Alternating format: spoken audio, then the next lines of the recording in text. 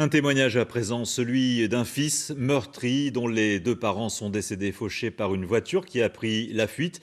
C'était en 2018 devant l'hôpital Provo de Roubaix. Franck Furnari vient seulement d'apprendre que l'affaire a été classée sans suite il y a déjà plus d'un an. Un choc et un deuil impossible à faire. Il a confié son désarroi à Myriam Chalcher et Frédéric Giltet. Deux éternels amoureux, Agnès et Philippe avaient fêté 60 ans de mariage peu avant ce funeste jour d'octobre 2018. Plus de 3 ans plus tard, Franck n'arrive pas à faire le deuil de ses parents.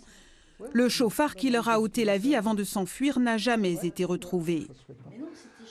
D'après la police, il y aurait une dizaine de témoins qui ont vu une 406 grise ancien modèle, immatriculée dans l'Aisne, avec une partie de la plaque d'immatriculation.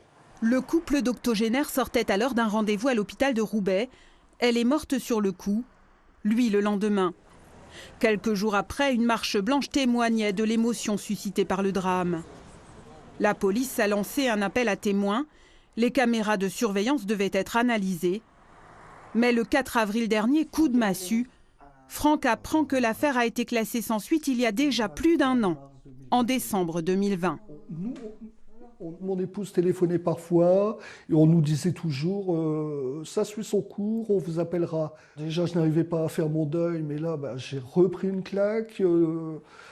Donc, j'ai décidé de mener moi-même l'enquête. Franck a lancé il y a quelques jours une pétition sur les réseaux sociaux. Le meurtrier a fait marche arrière et s'est sauvé à vive allure. Donc, je lance un appel que toutes les personnes qui peuvent aider à l'arrestation de cet homme se fassent connaître pour que justice soit faite. Je sais qu'il y a des gens qui savent, la famille de l'assassin, les collègues, il y a des gens qui savent.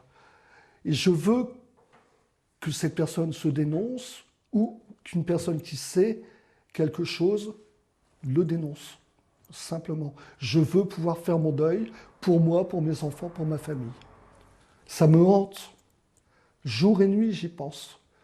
Je suis obligé de prendre des cachets pour dormir. Je suis sous antidépresseur depuis 3 ans.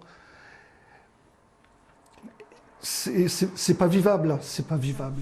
Si de nouveaux éléments étaient apportés, la famille pourrait demander une réouverture de l'enquête. En attendant, Franck l'avoue, sa confiance en la justice est entamée.